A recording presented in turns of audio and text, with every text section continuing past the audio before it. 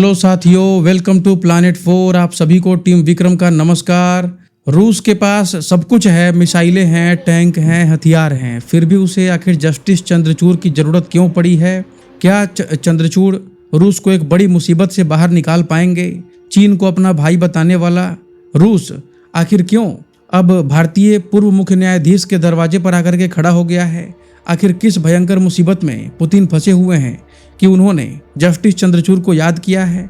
Ukraine युद्ध से जुड़ा हुआ यह मामला जस्टिस चंद्रचूड़ की नजरों की अदालत में कैसे पहुंच चुका है? एक तरफ यूक्रेन के साथ पूरे पश्चिमी देश खड़े हैं, वहीं दूसरी तरफ रूस के साथ चंद्रचूड़ क्या गेम को पलट पाएंगे? यही सबसे बड़ा सवाल है। देखिए, रूस ने भारत के पूर्व मुख्य न्यायाधीश जस्टिस चंद्रचूड़ को आखिर कौन सा इंटरनेशनल काम दे दिया है जिसकी चर्चा दुनिया भर में हो रही है?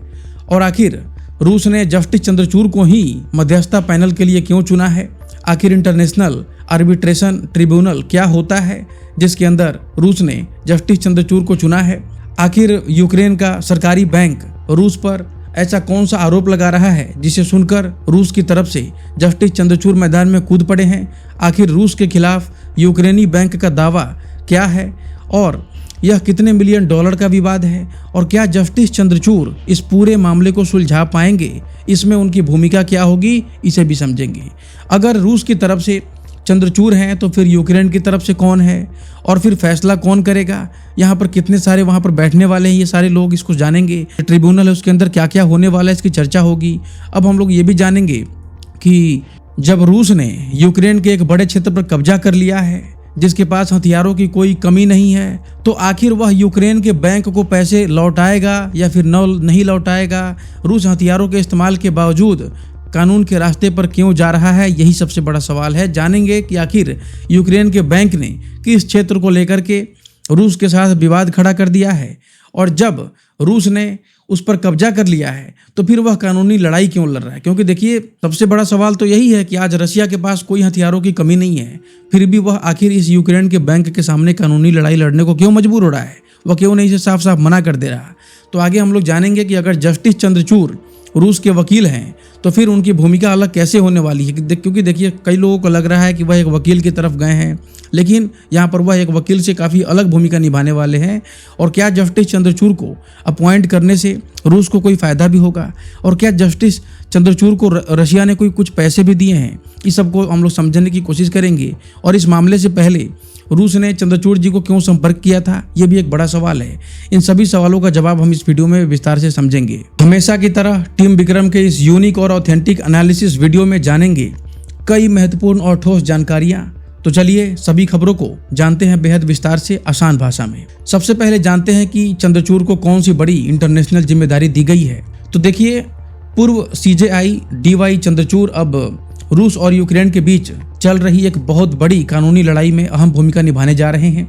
रिपोर्ट के मुताबिक रूस ने उन्हें एक इंटरनेशनल आर्बिट्रेशन ट्रिब्यूनल में मध्यस्थ नियुक्त किया है। अब यहाँ पर सवाल है कि आखिर इंटरनेशनल आर्बिट्रेशन ट्रिब्यूनल का मतलब क्या है, यह क्या होता है? तो इसे आसान भाषा में अगर हम लोग समझें तो ट्रिब्यूनल एक तरह की विशेष कानूनी अदालत है, उसी की जैसे व्यवस्था होती है, जिसे किसी खास विवाद को सुनने के लिए या फिर उसका कानूनी फैसला करने के लिए बनाया जाता है। और यहाँ पर यह भी समझना जरूरी है कि इंटरनेशनल आर्बिट्रेशन ट्रिब्यूनल कोई एक फिक्स्ड इंटरनेशनल कोर्ट नहीं है, जैसे कि इंटरनेशनल कोर्ट ऑफ जस्टिस होता है, यानी कि जो ICJ है हमारा। यह आमतौर पर अगर आप देखें, ये जो बनाया गया है, यह आमतौर पर किसी स्पेसिफिक डिस्प्यूट के लिए बनाया गया एक आर्बिट्रल मध्यस्थता पैनल होता है, ट्रिब्यूनल पैनल होता है। और इसे पार्टीज खुद ही अपॉइंट कर सकती हैं या किसी आर्बिट्रेशन इंस्टीट्यूशंस के रूल के तहत अपॉइंट किया जा सकता है। और इस मामले में अगर आप देखें तो रूस और यूक्रेन के बीच एक बड़ा निवेश विवाद है। रूस का एक सरकारी बैंक कह रहा है कि रूस के युद्ध के दौरान उसकी संपत्तियों और कारोबार को नुकसान हुआ, इसलिए वह रूस से मुआवजा मांग रहा है। अब इस विवाद को सामान्य अदालत में ले जाने के बजाय इंटरनेशनल आर्बिट्रेशन ट्रिब्यूनल के सामने रखा गया है।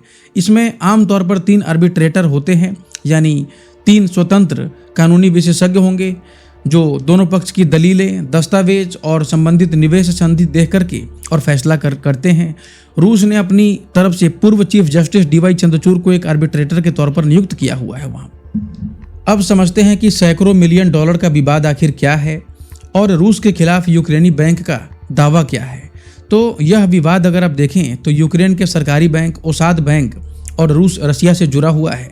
मामला रूस यूक्रेन युद्ध के दौरान यूक्रेन के जो डोनेस्क, लुहांस्क और जो खेरसोन के साथ साथ जो उनका जो जेपोरिजिया क्षेत्र है, वहाँ पर बैंक की संपत्ति और कारोबार में हुए जो कथित नुकसान है उसी से जुड़ा हुआ ये पूरा मामला।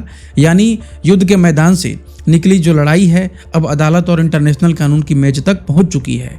और ये जो ओसाद बैंक है, इसका कहना है कि साल 2022 में रूस के बड़े सैन्य हमले के बाद उसके दक्षिण पूर्वी इलाकों में मौजूद कई सारे उसके जो एसेट्स हैं और बैंकिंग ऑपरेशन है उनको भारी नुकसान हुआ और कई संपत्तियों पर उसका नियंत्रण खत्म हो गया। तो बैंक ने जुलाई 2025 में रूस को विवाद की औपचारिक सूचना भी दी थी और अप्रैल 2026 में आर्बिट्रेशन प्रक्रिया भी शुरू कर दी। तो बैंक के जो सीईओ हैं उनके अनुसार युद्ध से बैंक को तकरीबन 460 मिलियन डॉलर अमेरिकी डॉलर का नुकसान हुआ है। इसमें से तकरीबन 379 मिलियन डॉलर का सीधा नुकसान बताया गया है। और बैंक ने रसिया और यूक्रेन के बीच साल 1998 में हुए द्विपक्षीय निवेश समझौते के तहत रूस पर अपने दायित्वों के उल्लंघन का आरोप लगाया है। अगला सवाल है कि अगर ये सारे यूक्रेनी जमीन रूस के कब्जे में है तो फिर बैंक रूस से पैसा क्यों मांग रही है वापस वगैरह, ये सब सवाल कई सारे हैं। यानी इस पूरे मामले की सबसे इम्पोर्टेंट बात है, मान लीजिए किसी कंपनी की फैक्ट्री किसी ऐसे इलाके में है जिस पर युद्ध के दौरान दूसरे देश की सेना का नियंत्रण हो जाता है। कंपनी की फैक्ट्री पर उसका फिजिकल कंट्रोल खत्म हो सकता है, लेकिन इससे उसका कानूनी आर्थिक दावा अपने आप खत्म नहीं हो जाता।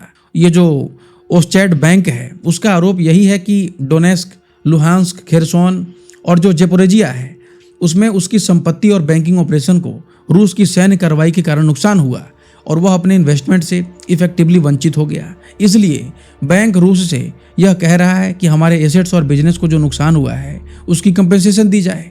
यानी मुद्दा सिर्फ यह नहीं है कि आज जमीन पर कंट्रोल किसका है, असली कानून सवाल यह है कि क्या ये एसेट्स रूस और यूक्रेन के बीच साल 1998 की इन्वेस्टमेंट ट्रीटी है उसके तहत प्रोटेक्टेड इन्वेस्टमेंट थे। क्या रूस की कार्रवाई ने उस ट्रीटी को की जो प्रोटेक्शन है उसका उल्लंघन किया है, और अगर उल्लंघन हुआ है तो फिर कितना कंपेंसेशन बनता है। और इसी वजह से मामला आर्बिट्रेशन ट्रिब्यूनल में पहुंचा हुआ है। और अगर आसान उदाहरण से समझें तो मान लीजिए अगर किसी ने आपकी दुकान पर कब्जा कर लिया और आप दुकान में घुस नहीं सकते, तो इसका मतलब यह नहीं हो जाता कि आपका फाइनेंशियल नुकसान भी वहाँ से गायब हो जाएगा।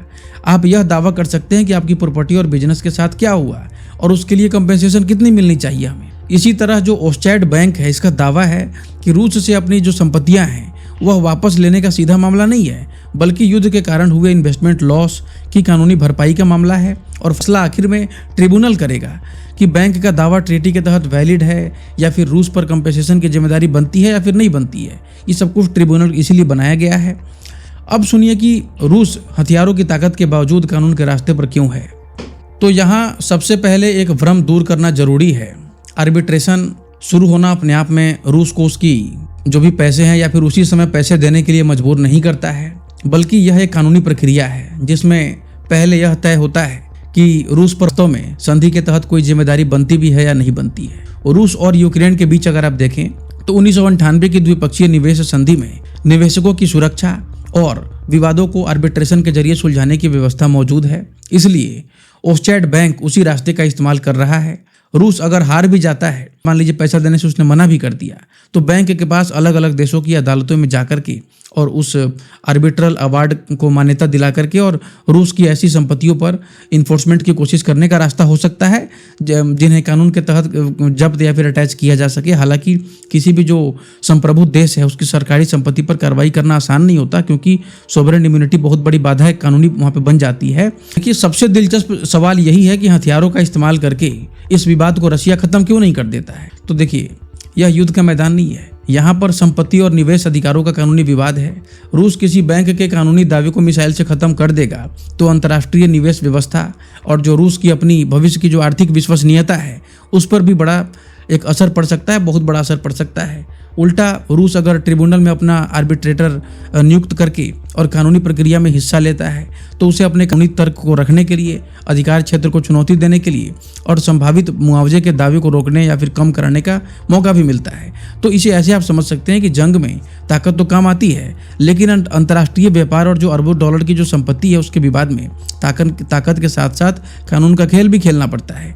तो पहली नज़र में अगर आप देखें तो मामला ऐसा लगता है कि जब पश्चिमी देशों ने रूस के करीब 300 अरब डॉलर के विदेशी भंडार को फ्रीज कर दिया तो रूस भी ओस्टेट बैंक को पैसा देने से साफ मना कर सकता है। और वास्तव में रूस ऐसा कर सकता है और किसी आर्बिट्रेशन अवार्ड को चुनौती देने या फिर उसका भुगतान न करने की कोशिश भी कर सकता है। लेकिन यहाँ फ़र्क यह है कि पश्चिमी देशों द्वारा जो रूसी सेंट्रल बैंक के रिजर्व बैंक को फ्रीज करना एक राज्य स्तर की उसकी पूरी एक आर्थिक और प्रशासनिक एक कार्रवाई है, जबकि जो ओस्टेट बैंक है इसका मामला एक अलग कानूनी प्रक्रिया है जिसमें बैंक रूस और यूक्रेन के बीच निवेश संधि के आधार पर कंपनसेशन मांग रहा है।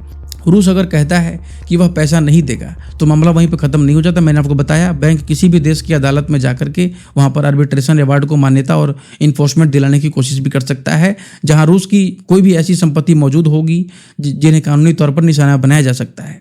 और यही वजह है कि रूस के लिए ट्रिब्यूनल में अपना पक्ष रखना महत्वपूर्ण है। दिलचस्प बात यह भी है कि ओस्टेट बैंक को पहले ही क्रिमिया के संपत्तियों से जुड़े हुए एक पुराने मामले में रूस के खिलाफ तकरीबन 1 अरब डॉलर से ज़्यादा का आर्बिट्रल अवार्ड मिल चुका है और अब वह उसकी इन्फोर्समेंट की कोशिश भी कर रहा है। इसलिए चंद्रचूड़ की नियुक्ति को अगर आप देखें तो रूस का अचानक कानून के सामने झुकना समझना ये जो नहीं सही नहीं होगा। रूस अपनी सैन्य और राजनीतिक ताकत एक तरफ इस्तेमाल कर रहा है और दूसरी तरफ अंतर्राष्ट्रीय कानूनी जो लड़ाई है उसमें अपने हित बचाने की भी कोशिश कर रहा है। अब सवाल है कि अगर चंद्रचूड़ रूस के वकील नहीं हैं तो फिर उनकी भूमिका बेहद अलग कैसे है। तो यहाँ पर एक बात समझना बेहद जरूरी है। जस्टिस चंद्रचूड़ रूस के वकील बनकर के और यूक्रेन के खिलाफ दलील देने नहीं देंगे। उन्हें रूस की तरफ से 3 सदस्यीय आर्बिट्रेशन ट्रिब्यूनल में एक आर्बिट्रेटर के तौर पर नियुक्त किया गया है और इस ट्रिब्यूनल के सदस्यों से स्वतंत्र होकर के मामले पर फैसला लेने की अपेक्षा की जाती है। यानी चंद्रचूड़ का काम रूस का पक्ष प्रचारित करना नहीं है, उनका काम कानूनी तथ्यों को, संधि और जो दोनों पक्ष की दलीलों हैं उसको सुन करके देख करके स्वतंत्र निर्णय प्रक्रिया का हिस्सा बनना है। इस मामले की सबसे खास बात यही है कि रूस जैसे बड़े देश ने इस संवेदनशील विवाद में भारत के पूर्व जो चीफ जस्टिस हैं उन पर भरोसा जताया है। अब सवाल है कि जो आर्बिट्रेटर है और एक वकील में असली फर्क क्या होता है। तो देखिए, वकील किसी एक पक्ष का प्रतिनिधित्व करता है, यानी अगर रूस का वकील है तो उसका काम रूस के हित में अपने सबसे मजबूत कानूनी दलील देना है और रूस को जीत दिलाने की कोशिश करना है। और जो आर्बिट्रेटर है उसकी भूमिका इससे बिल्कुल अलग होती है। वह दरअसल यहाँ पर खास करके 3 सदस्यीय ट्रिब्यूनल का एक हिस्सा होता है और दोनों पक्षों के जो दस्तावेज हैं, दलील हैं, कानून हैं, उसे देख करके स्वतंत्र निर्णय लेने की जिम्मेदारी निभाता है। और इस मामले में रूस ने चंद्रचूड़ को इसलिए चुना है क्योंकि रूस को अपनी तरफ से ऐसे व्यक्ति की जरूरत है जिनकी अंतर्राष्ट्रीय कानूनी विशेषज्ञता और प्रतिष्ठा मजबूत हो और जो ट्रिब्यूनल में रूस द्वारा नियुक्त जो सदस्य हैं उसके रूप में उसकी कानूनी स्थिति को समझ सके। इसका मतलब यह नहीं है कि चंद्रचूड़ रूस के कहने पर फैसला करेंगे। आर्बिट्रेटर दरअसल पूरी तरीके से स्वतंत्र और निष्पक्ष रहने की उससे अपेक्षा भी की जाती है और चंद्रचूड़ भी यहाँ पर वही करने वाले हैं। फिर सवाल है कि अगर चंद्रचूड़ वहाँ पर निष्पक्ष रहेंगे तो फिर इससे रूस को क्या फायदा होगा। तो इसे आप ऐसे समझिए कि किसी बड़े क्रिकेट मैच में दोनों टीमों को अपनी पसंद का एक एम्पायर चुनने का मौका मिले, लेकिन मैच का फैसला अंत में 3 एम्पायर मिलकर के ही करेंगे और सभी से नियमों के मुताबिक निष्पक्ष रहने की उम्मीद होती है। ठीक उसी प्रकार रूस को फायदा यहाँ पर यह है कि उसके द्वारा चुना गया जो आर्बिट्रेटर है मामले की कानूनी जटिलताओं को समझेगा और ट्रिब्यूनल की चर्चा तथा जो निर्णय प्रक्रिया है उसमें रूस की तरफ से जो नियुक्त सदस्य हैं उसके रूप में मौजूद रहेगा। यहाँ पर चंद्रचूड़ की प्रतिष्ठा रूस के लिए एक अतिरिक्त महत्व रख सकती है क्योंकि उनका न्यायिक अनुभव इस तरह के जो जटिल अंतर्राष्ट्रीय विवाद है उसमें उपयोगी हो सकता है। हालांकि यह कहना सही नहीं होगा कि उनकी नियुक्ति से रूस को फैसला अपने पक्ष में मिलाने की गारंटी भी हो जाएगी, ये चीज़ सही नहीं होगा। अब अगला सवाल है कि क्या रसिया चंद्रचूड़ को पैसे भी देगा। तो आमतौर पर अगर आप देखें तो आर्बिट्रेटर को एक फीस मिलता है क्योंकि यह एक प्रोफेशनल लीगल असाइनमेंट होता है, लेकिन इस खास मामले में रूस चंद्रचूड़ को कितनी फीस देगा, किस व्यवस्था के तहत देगा और भुगतान सीधे रूस करेगा या फिर ट्रिब्यूनल की प्रक्रिया के तहत फीस तय होगी, इसकी सार्वजनिक जानकारी अभी उपलब्ध नहीं है, इसलिए कोई रकम ना मेरे लिए सही नहीं होगा यहाँ पर। और सामान्य आर्बिट्रेशन व्यवस्था में आर्बिट्ररों की फीस और जो खर्च है वो आर्बिट्रेशन की प्रक्रिया के अनुसार तय होते हैं और जो भी पक्षकार हैं उन्हीं के द्वारा इसको वहन भी किया जाता है, वही इसको पेमेंट भी करते हैं। और सबसे महत्वपूर्ण बात यह है कि पैसे मिलना अपने आप में पक्षपात का मतलब नहीं होता यहाँ, क्योंकि आर्बिट्रेटर की प्रोफेशनल फी उसकी सेवा का भुगतान है, रूस के पक्ष में फैसले देने की उसकी कीमत नहीं है ये। अब जरा चंद्रचूड़ की 3 सदस्यीय ट्रिब्यूनल में अहम भूमिका समझ लीजिए। तो वह 3 सदस्यीय आर्बिट्रेशन ट्रिब्यूनल के सदस्य के रूप में बैठेंगे और उनसे स्वतंत्र निर्णय की अपेक्षा की जाती है। इस ट्रिब्यूनल की अध्यक्षता जो है कोस्टारिका की आर्बिट्रेटर और पूर्व व्यापार मंत्री डायला जिमेनेज कर रही हैं, जिन्हें रूस और ओस्चैड बैंक दोनों पक्षों ने मिलकर के ट्रिब्यूनल के अध्यक्ष बनाया है। और जो तीसरे सदस्य हैं उनको यूक्रेनी सरकारी बैंक जो ओस्चैड बैंक है, इसने ग्रीस के आर्बिट्रेटर और नेशनल यूनिवर्सिटी ऑफ सिंगापुर के प्रोफेसर एस्टावरोस ब्रेकोलाकिस को चुना है। इसका मतलब यह हुआ कि दोनों पक्षों के पास अपनी अपनी तरफ से चुना हुआ एक आर्बिट्रेटर है और बीच में एक प्रेसिडेंट भी है। यानी आसान भाषा में समझिए तो रूस की तरफ से चंद्रचूड़ जी होंगे, ओस्चैड बैंक की तरफ से जो है ये जो लाकिस हैं ये होंगे, और दोनों की सहमति से चुनी गई जो अध्यक्ष हैं जिमेनेज, ये तीनों मिलकर के इस पूरे कानूनी लड़ाई का फैसला करेंगे। अब फैसला किसी एक व्यक्ति के हाथ में नहीं होगा। रूस की तरफ से नियुक्त होने के बावजूद अगर आप देखें तो चंद्रचूड़ की भूमिका जो है रूस का पक्ष रखने के लिए नहीं बल्कि कानूनी प्रक्रिया का हिस्सा बनने की है। और ओस्चैड बैंक का दावा है कि रूस और यूक्रेन के बीच निवेश संरक्षण संधि के प्रावधानों पर टिका हुआ है। ट्रिब्यूनल को यह देखना होगा कि बैंक की जो संपत्तियां हैं इस संधि के तहत संरक्षित निवेश थी या फिर नहीं थी, और रूस की जो कथित कार्रवाई है उससे संधि के जो प्रावधान है उसका उल्लंघन हुआ है या फिर नहीं हुआ है। अगर बैंक का दावा स्वीकार होता है तो रूस पर मुआवजे की जिम्मेदारी तय हो सकती है। अब सवाल है कि चंद्रचूड़ जी पर दुनिया की नज़र क्यों टिकी हुई है। तो देखिए उनकी भूमिका इस कानूनी प्रक्रिया की निष्पक्षता और विवाद के समाधान के लिए बेहद महत्वपूर्ण मानी जा रही है। मामला सीधे अब रूस और यूक्रेन के युद्ध से जुड़ा होने के कारण इसकी अंतर्राष्ट्रीय अहमियत भी काफ़ी ज़्यादा बड़ी है। और एक तरफ यूक्रेन अपने नुकसान की भरपाई का दावा कर रहा है और दूसरी तरफ रूस इस कानूनी प्रक्रिया में अपना पक्ष भी रख रहा है। ऐसे में चंद्रचूड़ की नियुक्ति भारत की न्यायिक प्रतिष्ठा और इंटरनेशनल आर्बिट्रेशन में भारतीय विशेषज्ञता की एक मजबूत यहाँ पे पहचान के तौर पर भी देखी जा सकती है। और इस पूरे घटनाक्रम में भारत के नज़रिए से अगर आप देखें तो यह एक दिलचस्प संदेश होता है। भारत के पूर्व सर्वोच्च न्यायालय के मुख्य न्यायाधीश की विशेषज्ञता ऐसे विवाद में इस्तेमाल हो रही है, इसका सीधा संबंध यूरोप की जो बड़ी जियोपॉलिटिकल लड़ाई से भी है। और इंटरनेशनल आर्बिट्रेशन में वरिष्ठ जो न्यायविद हैं उनकी भूमिका संवेदनशील हो जाती है, क्योंकि यहाँ संधियों और युद्ध के नुकसान पर विचार किया जा रहा है। यहाँ पर कई मिलियन डॉलर की बात चल रही है। अब सुनिए कि जस्टिस चंद्रचूड़ को रूस ने पहले क्यों संपर्क किया था। तो देखिए यह जो नियुक्ति अभी हाल में हुई है यह खास है, क्योंकि रिपोर्ट के मुताबिक रूस ने पहले एक विंटर सॉल दिया से जुड़े एक अलग विवाद में चंद्रचूड़ से आर्बिट्रेटर की भूमिका निभाने के लिए संपर्क किया था। उन्होंने पहले ऐसे प्रस्तावों को स्वीकार नहीं किया था। यहाँ पर चंद्रचूड़ को परमानेंट कोर्ट ऑफ आर्बिट्रेशन की तरफ से नियुक्ति जो उनकी प्राधिकारी है उसकी भूमिका भी मिली थी, जिससे बाद में उन्होंने उससे हुई बातचीत सार्वजनिक करने के बाद छोड़ दिया था।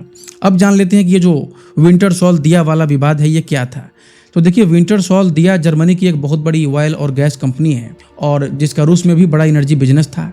रूस ने यूक्रेन युद्ध के बाद विदेशी कंपनियों के जो रूस में एसेट्स हैं और जो इन्वेस्टमेंट्स हैं उसको लेकर के कई ऐसे ठोस कदम उठाए हैं जिन्हें विदेशी कंपनियों ने अपने निवेश और अधिकारों के खिलाफ बताया। और विंटर सॉल दिया ने भी रूस के खिलाफ एनर्जी चार्टर ट्रीटी यानी कि ऊर्जा क्षेत्र में निवेश की सुरक्षा से जुड़ी अंतर्राष्ट्रीय संधि के तहत आर्बिट्रेशन शुरू किया।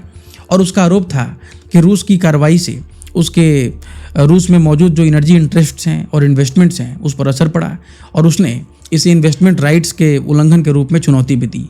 और फिर अगर आप देखें तो ओस्चैड बैंक का यह जो मामला है यह क्रीमिया से जुड़ा हुआ जो विवाद है उससे बिल्कुल अलग है। और इस नई कानूनी लड़ाई का फैसला जो है युद्ध के बाद निवेश और संपत्ति विवादों के लिए एक मिसाल बन सकता है। अब यहाँ पर जस्टिस चंद्रचूड़ कैसे भूमिका निभाते हैं इस पर हमारी नज़र बनी रहेगी। उस पर हम लोग अगर आगे कोई अपडेट आएगा उस पर हम लोग चर्चा करेंगे।